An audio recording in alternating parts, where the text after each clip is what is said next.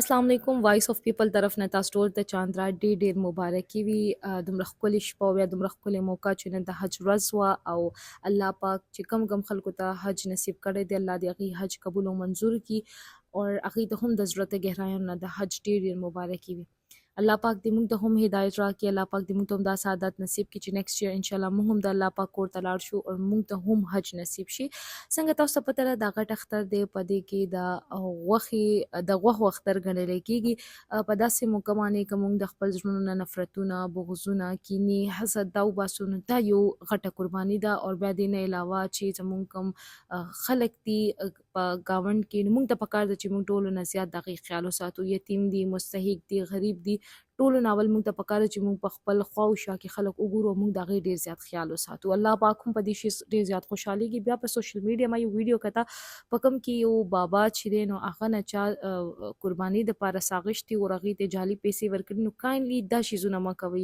الله پاک دا قرباني نه خوښوي چې تاسو بل انسان ته دوکه ورکوئ، تاسو په هغه ځناور یا وټ ایور سي په هغې باندې تاسو خپله قرباني وکړئ، نو دا شیز بالکل هم مه کوئ. دې نه علاوه امن او امان صورتحال خراب دی، نو د مردان پولیس 1700 زیات پولیسانو ډیوټي لګولې ده مونځ ځایونو کې، شاپینګ مالز کې او ډفرنټ ځایونو کې چې د خلکو جان او مال حفاظت وشي. بیا ډفرنټ سټال لګېدلي دي په اختر کې، په کوم کې چې ډفرنټ ټایپ چې د جیولري ده، په هغې کې نیکلس دي، په هغې کې ایئر رینګز دي، په هغې کې رینګز دي، او بیا په هغې کې د جینکو ټولو نه ښکلي څیزونه چې کوم بینګلز یادېږي نو هغه دي کې ډفرنټ نیکلس دي چې کوم سټینلس سټیل جیولري ورته ویلی شي، دا د چاینا نه امپورټ کېږي. او بیا دې کې که موږ وګورو نو په دې ګرانۍ کې د بازارونو هغه رونقونه، هغه چې کوم مزې وي نو هغه ختمې شوي دي. هغه شانتې رونقونه چې دی په بازارونو کې اوس نشته دی.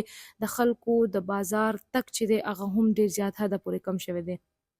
دې کې سټالونه چې دي نو هلته هم د خلکو رش چې دی هغه ډېر نیش په برابر دی. په دې کې بینګلز دي او ډفرنټ ټایپ جیولري ده. نو پهله به خلکو چې دی نو څو ورځې پهله شاپینګونه کول، خو چونکې امن او امان صورتحال ټیک نه دی، حالات هم ټیک نه دي، او بیا برنه ګراني هم دومره ده چې په بازارونو کې هغه رش او بیا د هغه شیزونه پوره کول نو هغه ډېر زیات ګران شوي دي.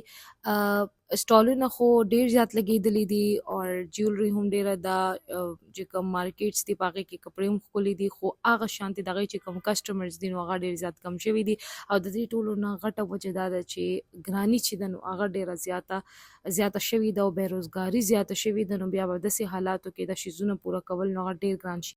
دلته چې کوم د سټالونو والا دي یا د بازارونو والا مالکان دي نو هغوی هم دا وایي چې کله نه د افغان کډوالو تګ دلته نه شوی دی نو دلته کې کاروبارونه ډېر زیات متاثره شوي دي، ځکه چې ډېر زیات کسټمر چې دی د دې افغان خلک به هم ډېر زیات کسټمر وو، که هغه د قربانۍ دپاره ساغشتل وو یا په ډفرنټ سټالونو کې څیزونه وو، نو هغوی کسټمر ډېر حده پورې کم شوي دي. بیا دې کې یو بل سټال چې په کوم کې نیلز آرټیفیشل نیلز موجود وو، او دا داسې نیلز وو چې دا خپله په کور کې تیار شوي دي. او دا یو فیمیل وه چې کوم په خپله کور کې چې دی دا نیلز تیاروي. دومره ټیلنټډ خلک اوس هم زموږ په سوسایټي کې شته دی او موږ ته پکار دي چې موږ داسې خلک پروموټ. او یو ځل بیا وایم چې د خپل ګاونډ کې د غریبانانو ډېر زیات خیال ساتئ. اوس راکړئ ماته اجازت. لوی الله په امان.